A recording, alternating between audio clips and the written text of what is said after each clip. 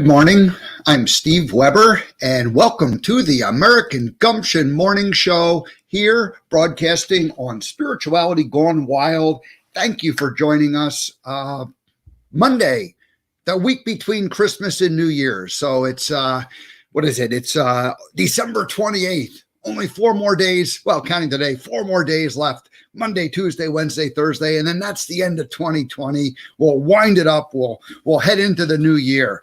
All righty. So, I've got a special guest coming up today. Brandon Schaefer is going to join me. Brandon normally comes on Tuesdays and does his simple motivation segment. It lasts anywhere from 2 to 5 minutes. But today we're going to have Brandon be our guest, and he's going to join us at about 15 past the hour. And we'll just talk about a variety of different things. But he's going to come in and join us. So that's coming up today. Now, and I've got a monologue planned, and I'm calling today's monologue "Allowing versus Forcing." Allowing versus forcing. So I'll kind of give a little bit of a story about how I kind of tried to always force things. And actually it worked pretty good for me in my younger life because of the way that I, in the businesses I worked, and, I was able to just sort of force by hard work, force things to happen. And now I'm learning to allow things. So that's what's coming up in my monologue. Alrighty, now let me tell you about what's happening this week. It's going to be another short week, not really a short week. We're gonna broadcast 4 days: Monday, Tuesday, Wednesday, Thursday. I will not broadcast on January 1st, New Year's Day on Friday, but I am going to be doing a live show every day, and I've got a guest for every day. So let me tell you what's happening. So tomorrow, Della Fatui, and we're going to talk about broadcasting. There's lots of people who have jumped in and done podcasts, and now they're doing more of like a broadcast like this. But somebody asked me the other day, what do you call this? And it's a little bit of a tricky thing. It's not really a podcast. It's not really like it's not really a broadcast. It is a broadcast, but it's a little more of a talk format as opposed. So it's a little bit kind of a in between. Anyway, I'm getting myself sidetracked. So Della's going to be with us tomorrow, and she and I have something in common in that we're not just doing this podcasting to necessarily promote our businesses, which an awful lot of most people, let's just say most podcasts are done, because they share their knowledge and it specifically drives traffic to their particular business. But Della is someone who's really like looking at it more like from a broadcasting perspective, like kind of like that's what she is doing. And she's now doing 5 different broadcasts. And it all happened this year as a result of, COVID and the way the world has changed. And I like to think of myself as more becoming a broadcaster and an interviewer as opposed to necessarily someone who's looking at this to drive traffic to the other portion of what that business may look like. So anyway, we'll have that conversation tomorrow. On Wednesday, Victoria Reynolds joins us. I just met Victoria on Christmas Day. On Christmas Day, Spirituality Gone Wild did a 12-hour marathon. And so we had a great group turnout, and Debbie G said nobody left alone on Christmas Day. And that was the spirit of it. And so we just had a bunch of different interviews with the different co-creators and some other people from outside of our direct network came in and helped out. And so it was a great day. And I got to participate. I was kind of emceeing or hosting, throughout the day. At the top of each hour, I introduce the new speaker or entertainer and get them started. And so anyway, it was just a fun day. Victoria was there participating as part of the audience. And anyway, we'll get into her story. It's a great story. And we have a connection to Montana that really is quite fascinating for me. And so I'll share that with you. That's coming up Wednesday. Thursday, Walt Keller. We have our very own Hollywood actor coming to join us on Thursday. And Walt is not your typical Hollywood actor. Walt is close to, Walt's like almost close to 50 years old. And then he goes, I'm leaving Denver and I'm going to Hollywood and I'm going to break in. And that's what he's done. So he's been there for the last several years. And so Walt's going to join us. I got to know Walt a couple of years ago. Anyway, so that's going to happen on Thursday. That's going to round up the week. So tomorrow, Della Fatui, Victoria Reynolds on Wednesday, Walt Keller on Thursday. That will wrap up. 2020, and Yeah, we're going to wrap this year up. We're going to move on. All righty. Now, let's transition here. Let me go ahead and get into my, whoops, I didn't want to do that. Hold on a second here. Let's see. There we go. We got the American Gumption banner. Now I'm going to get into my monologue, and I'm calling it allowing versus forcing. And forcing, let's just call it brute force. It's kind of an old way of doing things, and it was very workmanlike. It was a way that I grew up, and that you got things done. You just put your nose to the grindstone, and you made something happen. And now I was raised by a builder. My father was a builder throughout his life, and he always had projects going on. So before I could even walk, I was watching, or I was witnessing my father building projects. One of the very first things was the garage. So my parents bought this little house out in Southampton, Pennsylvania, and that's the house we all grew up in. And it's just a little tiny, 3-bedroom, 1-bath house, not very big, and family grows. And so anyway, one of the very first things Dad did was he built a garage, a place to put a car and a place to do projects, because he liked to do working. And then, of course, he ended up putting addition on the house. So the house got a lot bigger, 4 bedrooms and 2 baths and a recreation room, a family room, and, room to move around and everybody have space. 5, my 2 brothers and 2 sisters. So five of us of children. So we grew up in this house, great house. But again, Dad built the house, the addition. So it was always like we were exposed to that. It's just like, oh, your father, the house is too small. No problem. He just builds a new house next to it. So this building thing was like, he made a plan, he buys materials, you cut the materials, you put them up, you build the foundation, you build the walls, you put the roof on, you add the windows, you finish the inside. I just saw, throughout my life, projects happening, and it was always like a beginning and an end, but there was a lot of steps in between, and I just watched them. And the way you got it done is you just kept plugging away at it. You followed sequentially, you made a plan, and you just kept going and going and going and going. And it was all physical type things that were happening. So you could see these things happening in real time. And there was always progress. At the end of the day, you could, just look and see how much, work got done. So that, again, that's the environment that I came from. And I guess the last thing I'll just say, it's like it was always like a step-by-step sequence. And so there was always like the next thing to do, and you just went and did it. Like I said, you could work hard at it and make it happen and get it done. Alrighty. So then, and then in high school, I ended up working with my father in the metal fabrication business. And that was, again, it was a lot of physical work. It was metal, craft work. So building, big shop with cranes and equipment and sheets of steel and pipes, and you cut them, and you needed cranes to lift all this stuff because it was big. And so I learned how to handle rigging and connecting and moving big massive things around that if you weren't paying attention, they'd crush you and kill you. But anyway, I learned how to do this. And so it was just a kind of work, and it was hard work. It was like physical labor. So that was the environment that I grew up in. And in summers, in high school, I worked. And then after high school, I went and worked with my father for 4 years, served the trade and the apprenticeship. And so we got, that whole thing done. I'm distracting myself just looking at making sure our guest is coming along. He should be here any time. But anyway, so once I arrived in California, now I'm 22 years old. I ended up getting a job with a company, and I was building things for them. First, it was sort of building like little,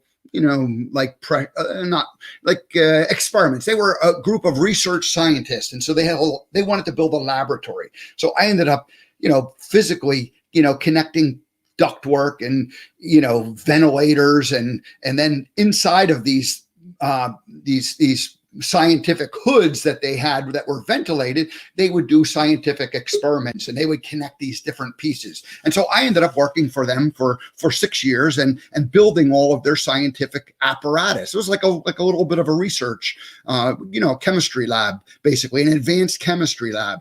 And so, and then they moved to a building, and I ended up getting very involved in that project and seeing the different contractors and building the thing and making it all happen and putting their big lab together and that sort of thing. So again, it was like new equipment, new projects, always something going on. And again, it was just kind of like you could very easily see what needed to be done.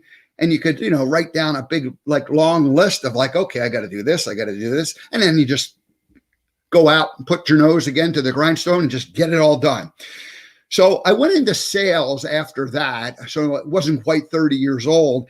And I looked at the sales process kind of the same way. It's kind of a step-by-step process. You make calls, you get a database, you work the database, you add to it. And it was kind of like I had that same kind of workman-like idea of how the sales process worked, from kind of like building foundation that I had used in getting things done. Now, instead of building something physical, I was more like building something more on an intellectual business or basis. You weren't necessarily getting dirty, doing the work, that needed to be done that way, but you were, designing a process and going about it.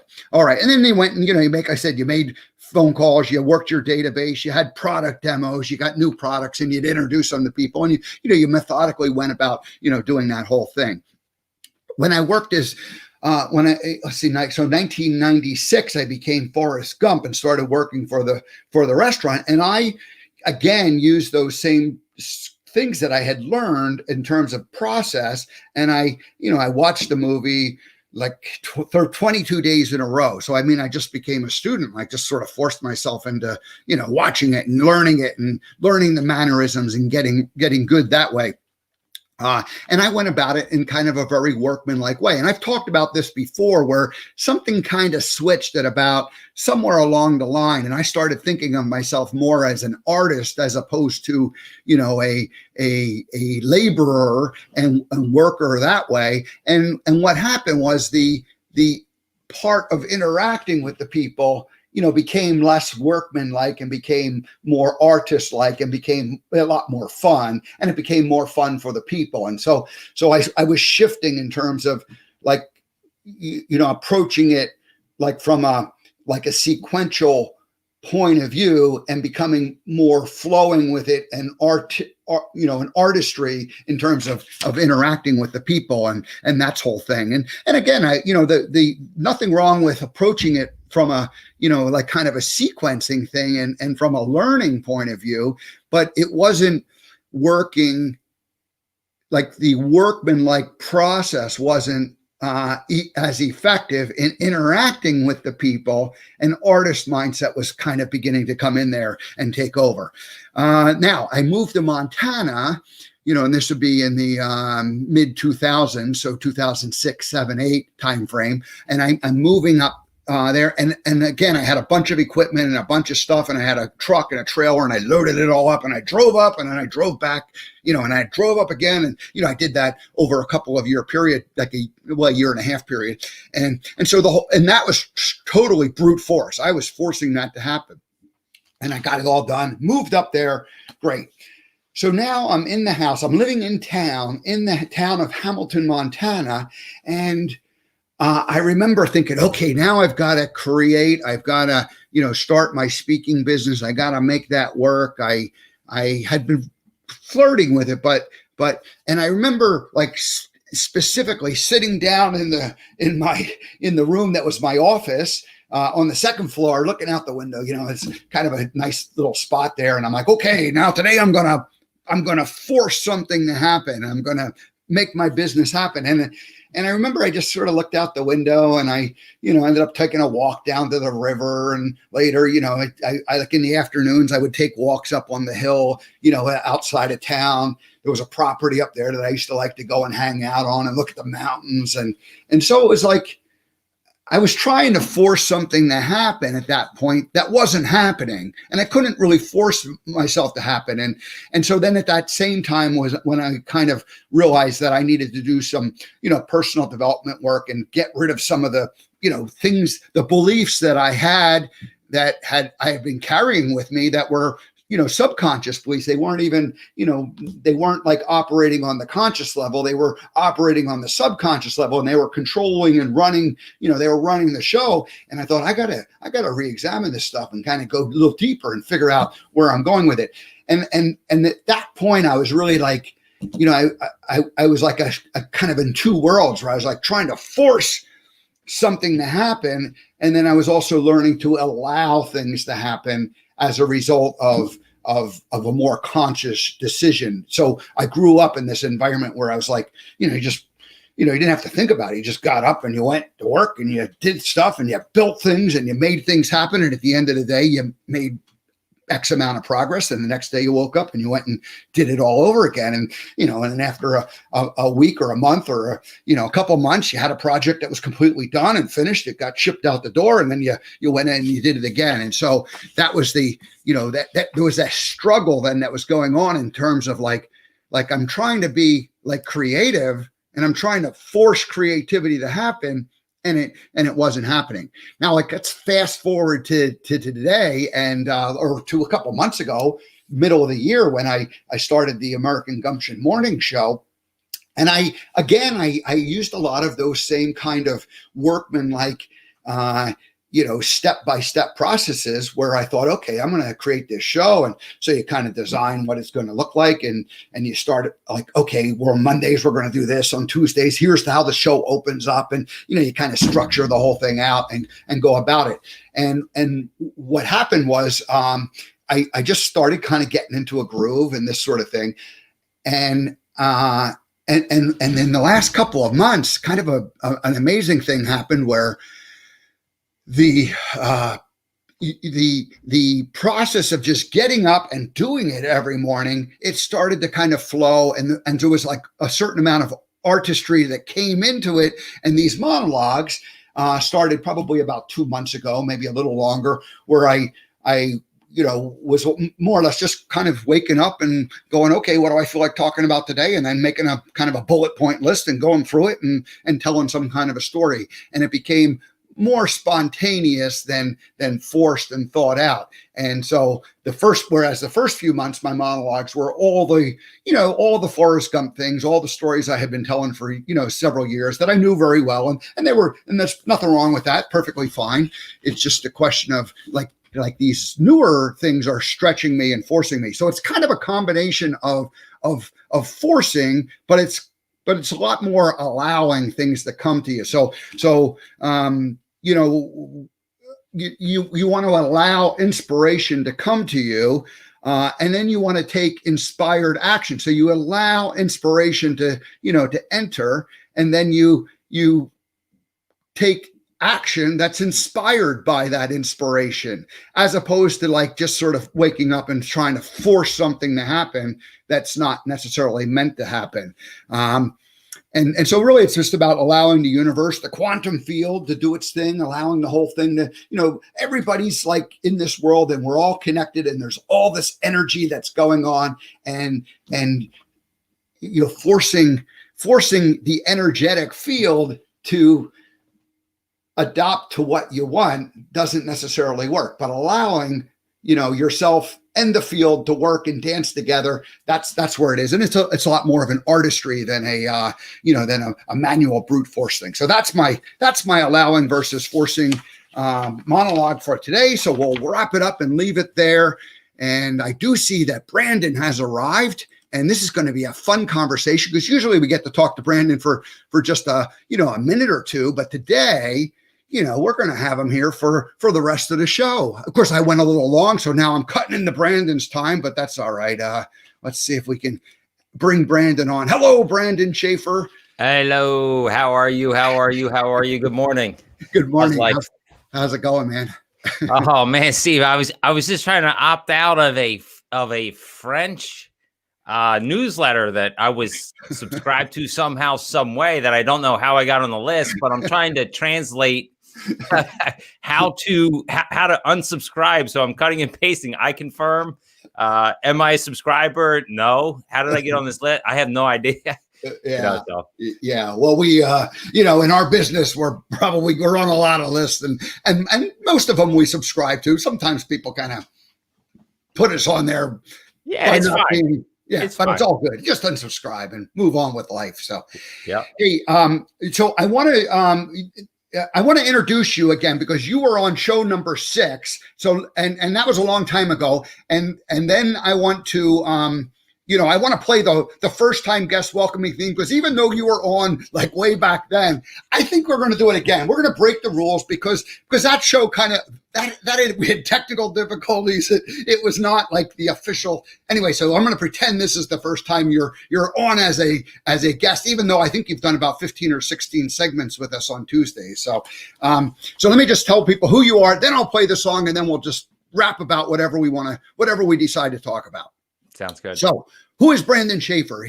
Brandon is a corporate business strategist who uses data and technology to help entrepreneurs, CEOs, and startup founders. And he helps them basically 3 different ways: improve their sales process, improve their client and prospect communications. So sales, communications, and improve their lead generation campaign. So everybody needs to have new leads and new business. And then they need to be able to communicate with those people. And then, they got to execute on the sales part itself. So brilliant what you're doing. Love it. Brandon assists his clients in discovering the best ways to effectively manage their business processes, including leveraging employee engagement, social media marketing, content marketing, and network marketing. Really at your heart, you're a marketer, aren't you?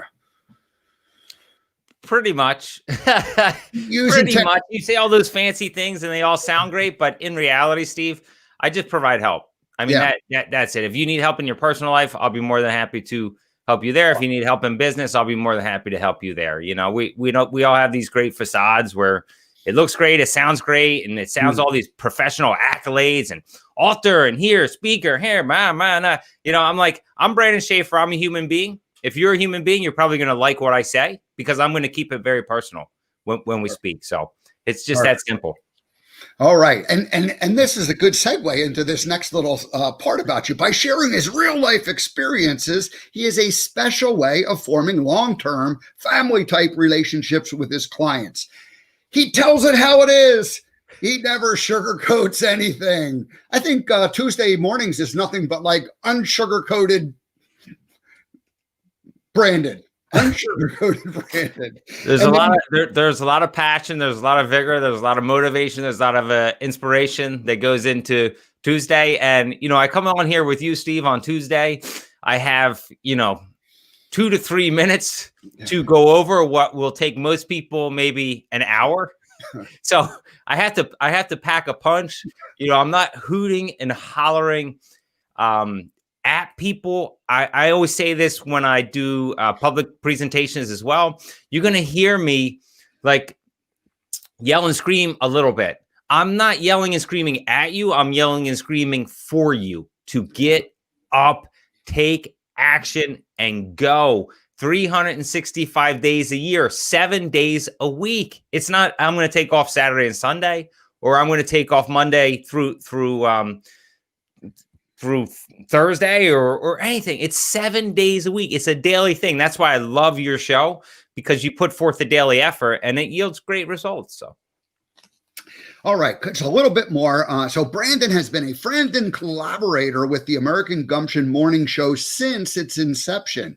He was the first guest on the show who came from my network. So week 1, I had, I did like the Spirituality Gone Wild, some of the other hosts, and that was great. I was making new friends, and then like week 2 came around, and I was like, oh man, I gotta get my own guest. And you're the very first guy I reached out to, and you stepped up and you came on the show, and then.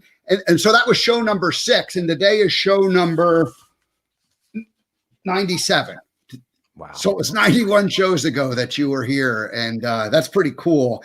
And we had a few little we had more than a few little technical difficulties because I was just learning how to make this whole thing work. And anyway, you were cool. You didn't go okay, I'm done with this. In fact, a month later, I said, hey, Brandon, why don't you come on Tuesdays and do a regular segment? And so your first segment was on show number 26, which was September 8th.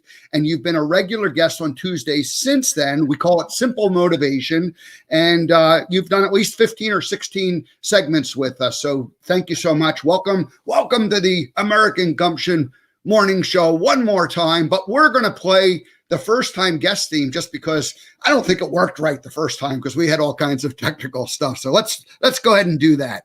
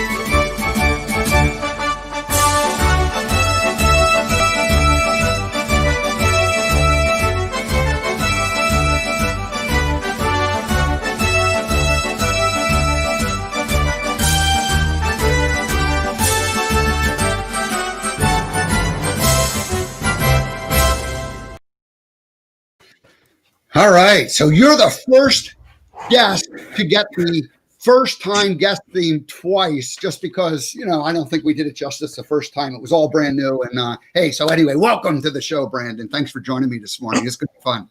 Yeah, thank you so much, Steve. It feels like I'm back at home here, and there's always time for people doing the right things, and you're definitely one of those people. I'm always happy to do whatever I can for you. So, and I know people will learn from what we're going to go over today because, again, I mean, obviously, I run a successful business to keep my lights turned on, to drive the fancy cars, to live in the fancy homes and stuff like that. But in reality, I just want to make an impact, man. I want to make a difference on my family tree. I want to be able to help people in different situations, and that's really what it comes down to. But I need money to do that. Without money, it's very difficult.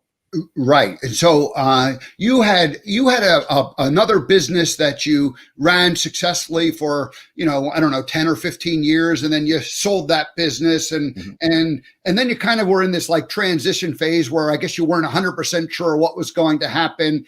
And then Simple Business Help kind of evolved and grew out of it. Tell us about like, how did Simple Business Help? Like what was your original thinking behind it? And what did you imagine it, being kind of when you started, and then what's it turned into today?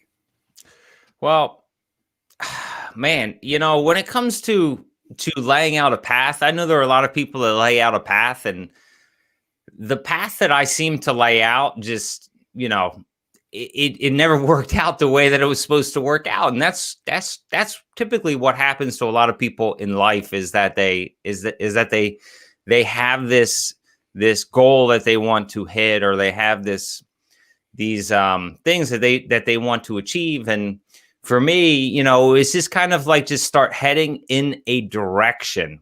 I didn't have an end goal in sight. It's like driving across. I'm on the East Coast, obviously close to you.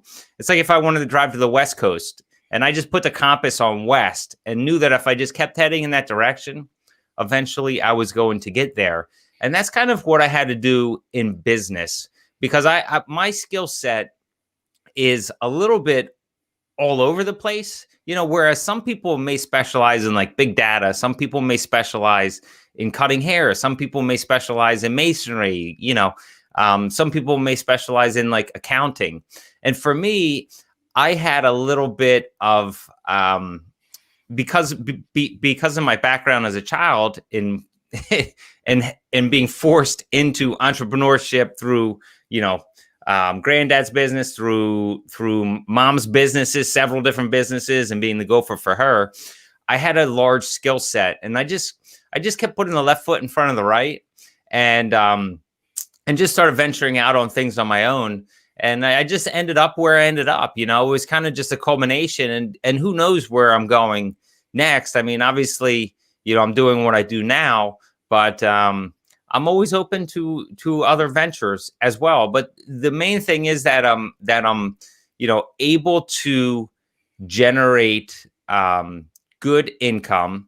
And I don't know if doing one thing is really, I know some people say, hey, do one thing and don't have a plan B and stuff like that. And I agree with that for some people, but in other people, I feel like if just like you, Steve, I mean, if you just start doing the right things on a daily basis, life is going to take you exactly where you're supposed to end up. Life is going to guide you. The situations that you put yourself in are going to take you to where you're ultimately supposed to be. And that's what I'm doing now. And that's what I've always done, kind of. And that's where I'm at right now, Steve. So I don't know if that answered your question or not, but I hope that provides some insight. It's good. And I think my own path has been similar. I've gone in directions and things felt really good. And I rode that wave for a while, and then the wave kind of like is getting to shore and it's kind of settling down, and you figure, okay, I can either come in and take a little break, or I can paddle back out and catch another wave. And so you have to adapt as it goes on. This year in particular has been a massive change for many people. And I'm sure some of your customers have been affected. How about your business, itself? I mean, did you have to do a hard pivot at all this year, or did you just, was some businesses were just sort of set up to kind of take advantage of the COVID wave, and then other ones, like completely the wave washed ashore and emptied out and flattened out. What's it been like for you this year? It's been tremendous, man. It's been a lot of growth. There's, pretty much fill a unique need. We fill a unique need for customers. So I call it like any of the knick-knack stuff that that businesses don't want to do is an area that we kind of pick up the loose change. So I'm always amazed that when I'm walking down in the city, I find a quarter on the ground or a penny or a dime. People just walk over it, right? There's 30,000 people that walk over that every single day. And no matter how much money I make, no matter what kind of car I park in the garage underneath our building, like I'm always the first one to bend down. Even if I'm walking with a client or something else like that, if I see a penny on the ground, I pick it up. I'm the first one to pick it up. They're like, that's dirty, whatever. But I see the value in every dollar. I see the value in every activity. And it's the little activities that yield the biggest results. I know a lot of people, when they look, and a lot of business owners do this, and I'm guilty of this as well, still till today. I want to hit the grand slam. I want to get up the bat and hit the grand slam. When in reality, I just need to keep hitting those singles. I need to keep hitting those little things and doing those little activities and picking up the loose change. And I'll parlay into the business sense here. And so a lot of people in businesses, a lot of CEOs have daily tasks, right? They're all trying to build authority. They're all trying to build influence. They're all trying to get their information out there. But life gets in the way. Business gets in the way. So for like a CEO, if they want to get something shared out on social, it's typically the last thing on their list. And they probably wake up in the morning saying, oh, yes, I'm going to do this short form video. Or yes, I'm going to share this article out that the company just posted. And then life gets in the way during the day, right? Business gets in the way. And then when they go to bed at night, they go, oh, darn it. I forgot to do that, man, but I'm going to do it tomorrow. So any of those jobs that a CEO wakes up saying, I'm going to do this, and then goes to bed saying, oh, shoot, I forgot to do that, or I didn't have time to do that. Those are the specific jobs that I'm looking to pick up. Those are the most simple jobs for us, but they are the most difficult for the average CEO or small business owner to actually do. So that's kind of the whole philosophy here. And that's why we've picked up a lot of business, because as a small business owner, as a CEO, as an HR director, as a customer service person, you've probably been tasked to do twice the amount of work in the same amount of time because of layoffs, because of redundancy, because just sick, just because people aren't there, whatever the case may be. So we've picked up a lot of nickel and dime and penny work is what I call it, from a lot of different customers. So it's been very, very good. It's interesting, as you were saying that about the CEO, like going to bed and thinking, oh shoot, I should have done that. I'm imagining that person can, like, in about 3 minutes, can rattle off 5 great ideas that they have that they want to execute on. And if they rattle off 5 things in less than like 1 or 2 or 3 minutes, like they have their whole week's worth of content like in their mind. But what they don't know how to do is, like, how do you create a little graphic? How do you set it up to push out onto Facebook or LinkedIn? You know, how do you organize it and set it up? Like, it's not the idea and the knowledge as much as it's the execution of it that these guys just don't know how to do. And I struggle with that too. I mean, it's easier for me to come up with like a whole list of stuff I want to go do than actually go do it, because I'm like, kind of like these guys. I mean, I'm a creative. I just want to think of ideas and then, so you're picking up like that little bit of, that technology piece that the average CEO in theory knows how to do and could do, but you said life's coming at him. He's going 50 miles an hour during the course of the day. People are standing at his door waiting to, get answers to stuff. And so anyway, I mean, is that it? Am I missing anything? No, man, it's pretty much that simple. Okay. Yeah. So when I say CEO, it means small business owner as well, because I want to speak to the full audience as well. But I also want to talk to the person that maybe is a sales rep at a company and doesn't have, and just has a dream, a hope, a dream, an aspiration to do something on their own. Everybody's the CEO of their own life. Like everybody's the CEO of their family, like a husband, a wife, sometimes I'm the CEO, sometimes my wife's the CEO. Sometimes, it all goes hand in hand. And what I'm trying to say is just be open to pushing yourself. And in your monologue, you had mentioned this, like, be open to pushing yourself, to try new things, to put yourself out there, to do stuff on a consistent basis to yield results. But in my specific case, in terms of business, so if you're a small business owner, and you have, say you have like 3 to 5 employees, you're not going to go to your employees and say, hey, listen, I'm Brandon Schaefer.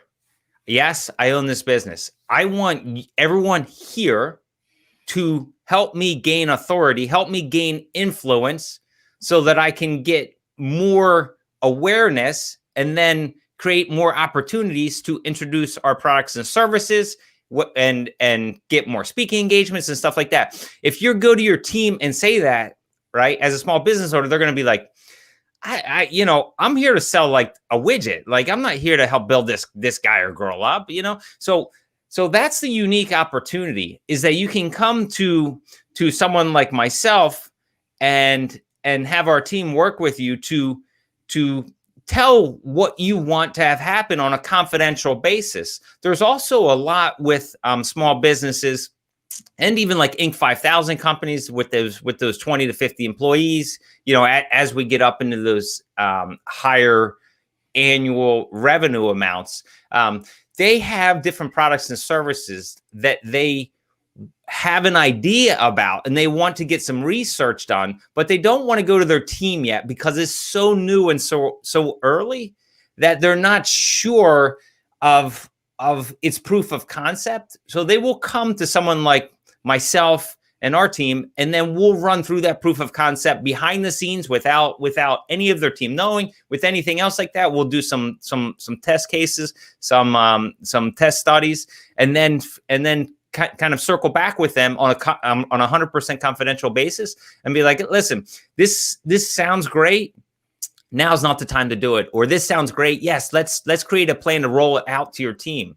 Because the last thing you want to do is bring duds to your team, right? So if you're a leader, there's a lot of behind the scenes research which goes in. Steve, I think you know this very, very well as well. There is a ton of research that goes in behind the scenes. So we're doing all that. Again, we're picking up that loose change, that knick-knack research that takes up a lot of time that a lot of people don't have time to actually do because they're sweeping their floors, they're ordering their inventory, they're doing this, they're doing that, they're trying to hire, they're trying to fire, they're trying to figure out ways, they're trying to run to the bank to move money from this account to that account to cover the bills.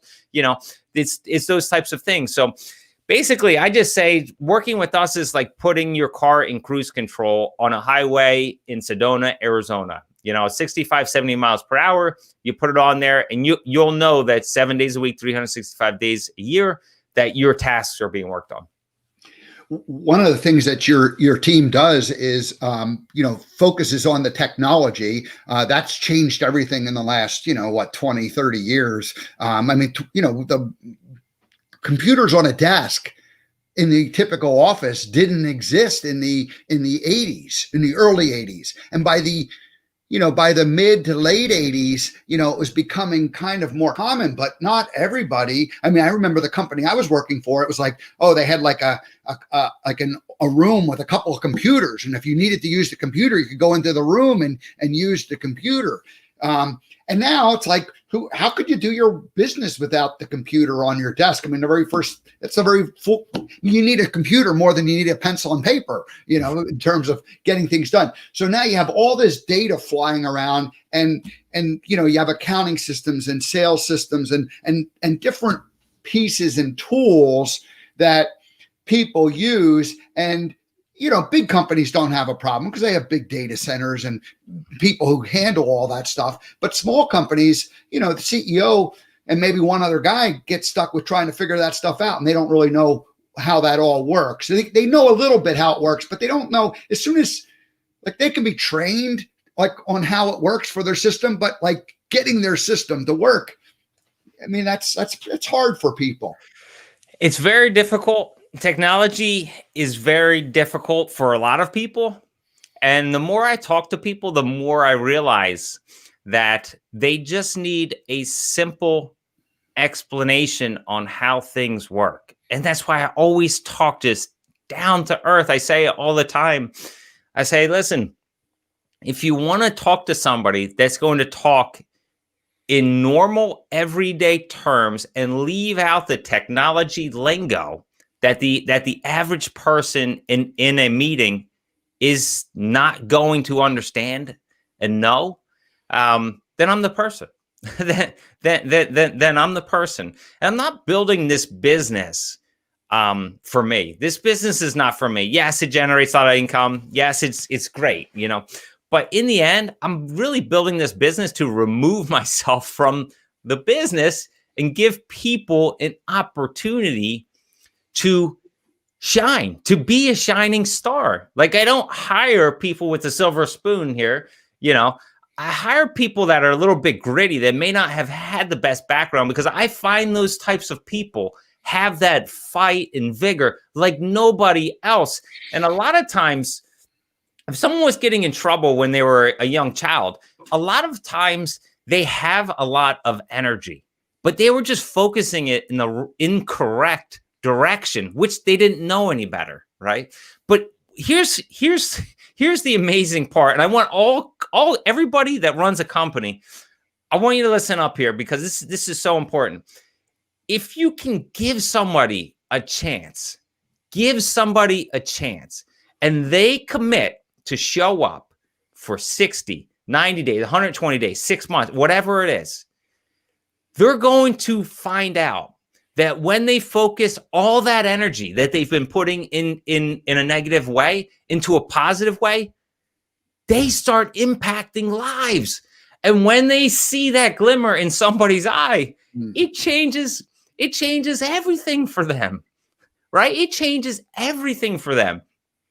So I'm a huge, huge advocate for every size company, whether it's your first hire, whether it's your 10th hire, whether it's your 100th hire, to maybe look outside of the norm and bring somebody in and give them an opportunity. Just give that person an opportunity that may not have had an opportunity before. And I'm telling you, it will change around. He or she will literally change the dynamic of your entire culture, right? Because they're going to see what I was doing before was incorrect. What I'm doing now is right. And they're going to show up with that smile every single day. They're going to show up just like I show up. They're going to show up. You're going to be like, that guy's on fire. That girl's on fire. You know, like you're going to want to be around that person because they're attractive. They're magnetic with their energy. Now, here's the thing that we have to be careful of too, is that, you know, dynamic people can get dynamic, right? So we just have to watch. We just have to watch and make sure that people are staying on the proper track. And, you know, if we're working with different types of people, we just want to make sure that we're staying on the positive in terms of in terms of projects and not on the negative. And if it gets to be the negative, then a quick conversation needs to come in and be like, hey, listen, I know this started out great, but we need to keep this great. And here's how we can keep it great. We need you to continue to do the things that you were doing when you first started out. But find that shining star, man. The shining stars will change your corporate culture quickly. Hey, Brandon, I want to take people into your website. Let's see. Did I do that? Whoops. There we go. So you did something kind of interesting on your website in that you created these product pages and these offerings that you have, and essentially it's sort of like a menu of different options. And you know, it's like create a book publishing plan or create a customer upsell plan. And you know, it's like you basically have a price there, and you just click on it, and so you're offering all these different services, and on your products page you end up with, like, I mean, this is like page 2 of 4, and I'm not going to go through of them all, but I like when they click on it, it's like, here's a video marketing plan, and it says, you know, hey, for $135 you can basically kind of come up with an idea. It's not going to be like a complete finished solution, but it's going to get the person started. And then you also you know, broke it into what leadership services and marketing services. And then one of the marketing plans was create an employee advocate plan. And I saw you over the weekend talking specifically about that, you know, doing a little live, or maybe it was recorded. I don't know if you know what you did, but I'm thinking, oh my God, here it is Sunday, and like a day after Christmas, or maybe it was Saturday. And you're like talking about, you know, and how you get your employees to, you know, be advocates for your business. But it's not like you're like saying, hey, employee, you know, go advocate for my business. You're creating something for them that, you know, they don't have to think a whole lot about. They just have to, you know, kind of do it. Like you're like almost spoon feeding them, but they need to be, you know, involved at some point. So anyway, I just thought it was pretty neat that, you know, here you are offering a service, whether it's in leadership or marketing or just in some kind of, you know, technology thing. And you're just like listing all these ideas, and you're putting a price right on it. Now, you know, so how does that work for you? I mean, is that kind of like the way people start out with you guys? Or is it like something that people who are working with you, you know, regularly go in and add to their cart? I mean, how does it work?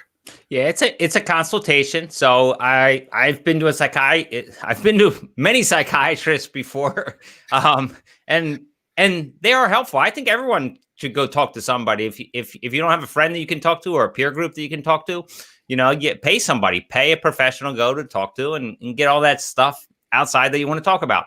But if you don't have insurance, I think it was $135 an hour, or $165 an hour, depending upon the actual doctor. So I just put that, hey, listen, that's an appointment, right? So, but the fact is, Steve, I mean, I put $135 for any of those planning services, and I put that on there because if you give it away for free, people don't see value in it. Right. And if you charge too much, people won't do it. So it's Right. kind of like an even buffer point. And in fact, if somebody really needed help and they said, hey, Brandon, like I talked to somebody last week and they said, hey, I'd love to talk to you. I said, that's fine. We'll talk. You know, like if anybody reached out and said, can I do this service or I'd like to talk to you about this? I would do it for free, 100%. If you gave me a valid reason on why you're not able to. Now, if you're calling me from Apple or Adobe or any of these companies and you wanted and you wanted it, I'd say like, okay, what's the business case here? But anybody that can provide me a good reason as to why they want to talk or put some type of unique value behind why they want to publish a book on Amazon, why they'd want to create an online community, why they want to do a short form video marketing plan or something else like that. I talk to them without a doubt. I do it all day long, you know, but I try to get people to pay a little bit of money to do an initial consult so that they show up, first of all, because if they don't pay, typically, you know, only 35% of the people show up because they just don't see value in it. And I think that when you pay to do it, you buy into it more and you're going to do what's asked of you. And these programs are dead simple, Steve. It's just it's like a 50-minute, hour-long consult. It's on Zoom. We just talk. Hey, I'm Brandon. Hey, what's your name? What are you trying to do? You know, well, I want to publish a book on Amazon. Okay. Why do you want to publish a book on Amazon? Because I want to make $1 million a year. Okay. Listen, your average book price on Amazon is going to be $1.50. So have you ever done the reverse math? So I try to always create like, I try to really probe the people in all of these, in all of these services to really dig down within themselves, because I think a lot of people want to do something because they think it's going to make a lot of money because they've seen somebody online teaching something or showing something or anything along those lines that, hey, this is easy. Let's do this.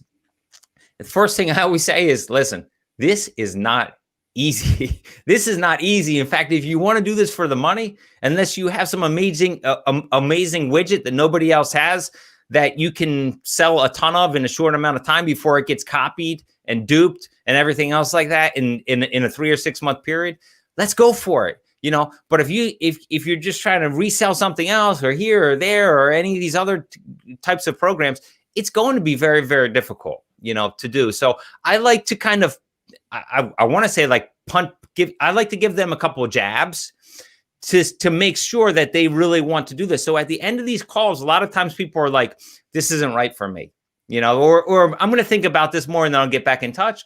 Or they're all in and they're like, hey, listen, let's start with here or here. And again, we're not solving the world's mysteries on this call. All we're doing is simply understanding and laying out what it is you actually want to achieve. Mm-hmm. And then I'm providing 3 or 4 or 5 different ways that you can do that. And then I'm going to lay out a simple plan, maybe like a 5 or 6 step plan for you to do. The first step is wake up today or start today, you know, start today, take the first step today. You know, step 2 is, let's get a business plan together, you know, and these initial consults all lead to obviously upsell. So everybody has a low starting point, an onboarding point. So these are all onboarding programs to other services. And it's just a unique way to do it. So. Yeah, no, I thought it was, clever. And, when I don't know how long it's been up like that, but, I know it's been a while, but it also know that like the very first time I looked at your website, that wasn't there. And then all of a sudden, boom, it was there and you had all those offers. And so I thought it was clever because, a lot of times people, if you just say, hey, I'm available to help, call me up, they don't know where to begin, but you listed so many different choices. It's like, well, I want to talk about a book, or I want to talk about how to engage my employees, or I want to, any one of the, 100 different options or whatever number you have there. So it's kind of a neat way to do it. I thought that was clever. And I should say simplebusinesshelp.com. That's the website. Go there if you need some help with your business. And again, you're not working for the Fortune 500 companies. You're working for the guy who's got a business. It could be doing a million a year, a couple million, 10, 15, 100 million a year, but they got gaps that they don't have a dedicated person. They're not big enough that someone takes care of a specific business issue. And your team comes in and helps. And I loved what you said about like kind of doing little betas, because you don't want to get your team involved with the duds or the things that are just experimental, because you got to, a CEO's got to be kind of pushing the boundaries. But at the same time, if you distract people from what they're doing and serving the existing customers, and then, they get confused as far as what their job is, unless they're in product development or something like that. So anyway, yeah. I just thought it was clever. So good job. Yeah, it's good. And the main thing is that, and I think this is important for all small, mid-sized business owners to understand too, is again, talk in terms and set your services of your products and services up online the way that people are typing them into Google. So if you want to get found online, do not use, if you want to get an average person that may not know, like a small business owner, like you're not going to, again, stay away from the lingo in your setup, in the actual blog content that you create, unless you're speaking specifically to a CIO looking for big data with an AI extension. Like people, if I say that, like, or if I write the terms like that, that's going to relate to such a smaller audience than more of a broad thing. Like, how do I automate you? Well, first of all, a lot of people don't use AI, just normal people that they say like, how do I automate a business process? Or how do I automate, or how do I connect the system together? Like, so just speak in just simple terms that people are typing into Google when you're actually creating your content and when you're creating your products and services, because Google, when people type in those types of terms, Google goes out and searches and says, hey, which one correlates best? They're not going to go to the one that says, you use AI to enhance big data in Oracle. And unless that one person is looking for that, and I know those searches do come up, but what I'm trying to say is just be simple, be human with the way that you're utilizing your products and services. And we have all those products and services, which you're talking about, Steve, which involve all these technical things and that we charge on a monthly basis for. We have all those. I just kind of remove those from the site, or they're still there that we can send out a link and have people pay.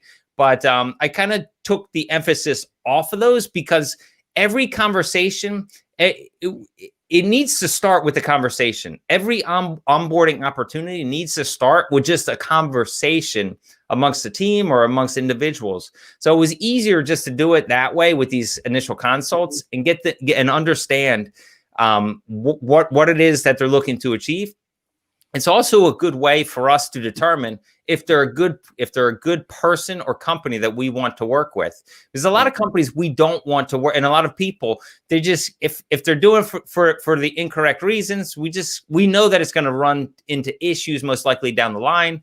If they don't have a good product offering, if they haven't bought into what they're selling, if they're not drinking their own Kool-Aid, it's not going to be a good offering. If their expectations are in left field and we're in right field, it's not going to be a good matchup. So really, we're utilizing these consults as a way of us to find out if we want to do business with you, just as much as it is for them finding out if they want to do business for us. It's a two-way street.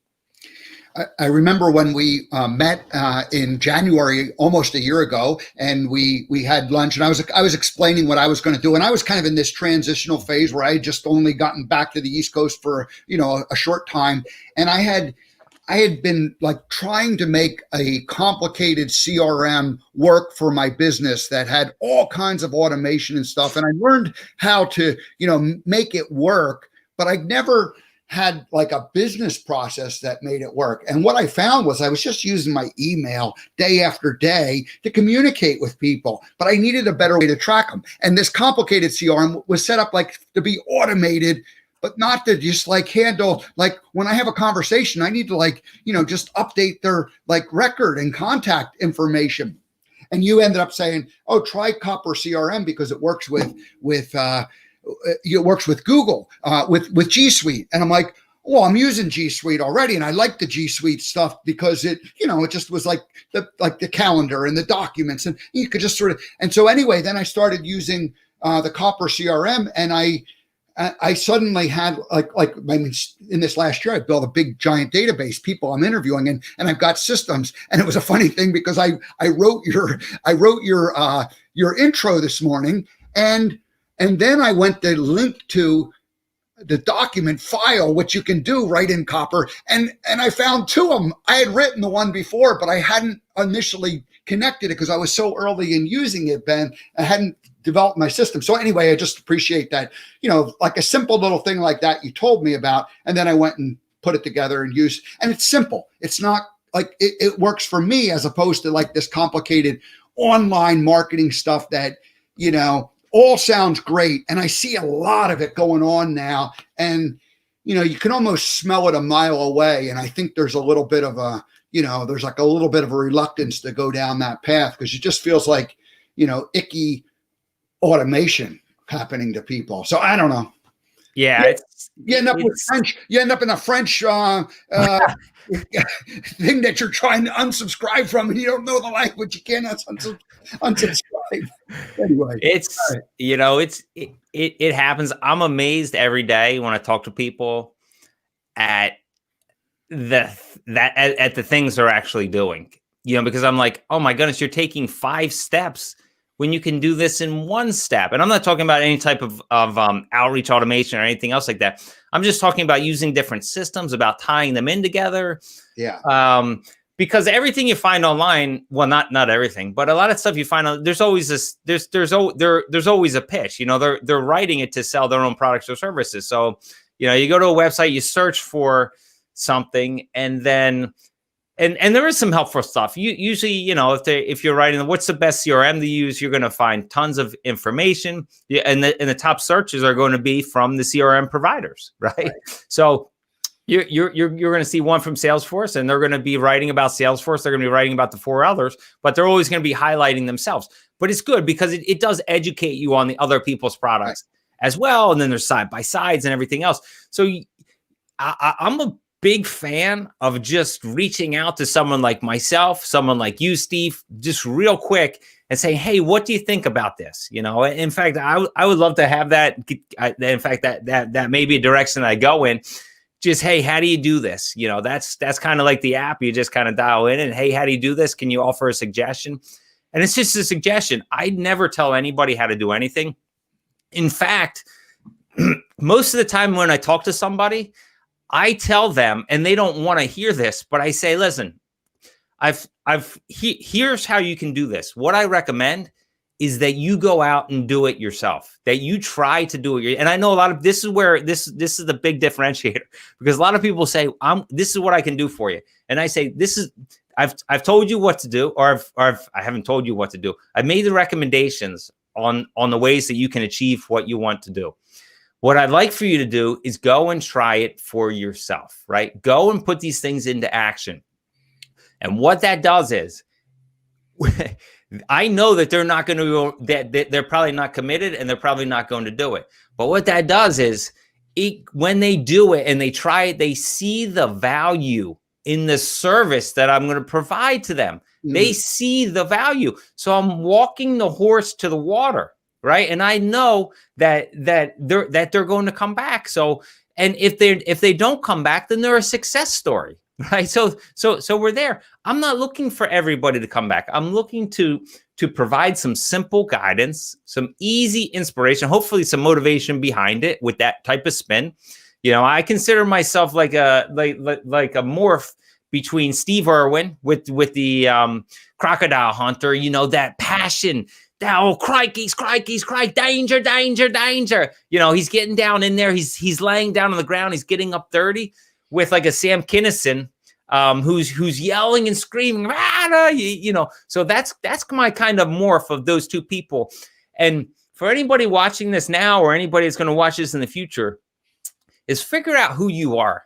Be true to yourself. What two other people do you kind of see yourself similar to? Steve, do you know this? So I know Tom Hanks in terms of Forrest Gump is definitely one of them, but who is your other person? Have you ever thought about this before? Like, who's the opposite end of the spectrum for you in terms of who kind of makes you up as a whole? Have you ever done this exercise before? Yeah, I've been trying to think about what's the American Gumption Project all about, and what's it supposed to be. I've thought about different things, and the Dirty Jobs guy. Mike Rowe. Mike Rowe. I mean, nice. He just kind of gets down with people. It's not about him. It's about the people that he's interviewing, and they always have like kind of a kooky, weird job, and then he gets all dirty and he makes a bunch of silly faces and that sort of thing. And I'm not going to necessarily do that, but what Mike Rowe does brilliantly is he helps that person shine, and I love that part of it. And I want the American Gumption Project to be sort of like that. And then going back to a different era. Charles Corral across America, driving around in the RV and, kind of meeting like ordinary people, that seems to be part of the thing. So, as I see the American Gumption Project as something where I'm just the guy holding up the spotlight on whoever it is that's going to be the star of the show that particular day. And yes, I'm the common denominator in that I'm the guy holding the spotlight, but you want to make it about them. I saw somebody just talk about Charlie Rose, and they described him as he always had to prove that he was the smartest person in the room when he was interviewing people. And like a Larry King, Larry King didn't have that ego involved with it. So, Larry did 10,000 interviews or more, in his life. And so he just let people shine. So that's the direction that I see myself going, and you want to do it like as a genuine, human being and, care about people. And I like that. I like people. Even when I sat on the bench, as Forrest Gump, I wouldn't have been able to do that if I didn't like people. And I just like to start out with the idea that people are cool. People are good. People aren't out to, screw you and take you, and there's like people that, you meet people who are like, they start out with the default, like, hey, this person's, I don't trust you. You got to prove that you're trustworthy. Whereas I just like trust people, and, every once in a while somebody proves that they're not, but that's sort of the exception. So that's the way I want to approach this whole thing. And anyway, thanks for asking. Hey, you do a great job of that, Steve. You definitely make people shine. I've seen the show many, many times. And you honor what you say you're going to do, and you do a great job. And, when you were sitting on the bench, as soon as you said that, I'm like, Steve, you are not sitting on the bench, man. You are changing lives. And if you think back to how many people that may have been having a bad day, and if you can just smile, man, if I know that for me, if I can just smile to the guy pushing the carts at Acme or whatever, in line, just smile, say hi. It's so simple. It changes, man, because you don't know if their mom's sick, their dad's sick, whatever, their dog just passed away. Like, just smile. It's free. It costs $0.0 to smile. Smile and say hello. Like, if you want to be successful, smile and say hello to everyone that you meet. And if you can learn their first name, and then the next time you go back, say their first name, then, hey, Jake, great to see you again. Or hey, John, or hey, Sam, great to see you again. Like, that's one of the main ingredients. It's free. Smile, say hello, learn their name. When you go back again, say hello, use their first name. That will get you places. If you just did that 24/7, 365 days a year, you're going to be 99% ahead of everybody else. I'm telling you, it may not pay off immediately, but if you could just do that every day and you did that for 10 years, there's going to be opportunities that come at you. Believe me, there are going to be opportunities that come at you. So. Hey, Brandon, we're going to wrap up here. I've kept you a little bit longer than what we said, but I appreciate your coming. This has been a lot of fun. I appreciate that you come on Tuesdays. And I said it was like either 15 or 16 times that you've done it, and you just like you kind of charge in, and we only give you a minute or two, and that was like what we designed, and that was the way we talked about it. And I got the idea from what you were doing, in your own, the way you promote yourself on LinkedIn and other platforms. It's just like a quick hit of energy, and I really do love that you have become part of the show that way. And so we talked a couple times about like, oh, we got to come back and do this. And then, it just never happened until today, but I'm really glad it happened. And I wanted to, let people see, what the Brandon is all about with this business, what Simple Business Help is really all about, because it really is about helping people. And we make things complicated in our lives. And so, I just think what you're doing is right. And I love that you say that not all of our not all the people that I meet are people I want to work for. And because we only have a limited amount of time, and we if some people, it's just, you just sort of know that like you're not going to be able to solve whatever their expectation is. And so I think I appreciate that. And then keep up the great work, and hopefully you'll keep coming back and providing some simple motivation on Tuesdays with us. So thank you so much. 100%. It's a highlight of my week. It's definitely one of the highlights of my week.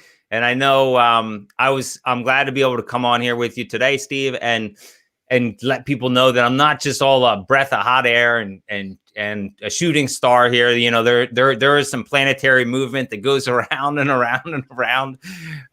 So it's all good. I look forward to coming back and continuing our relationship. So thank you so much. It's Christmas week. I can give you off the day off tomorrow if you want, or you can come join us.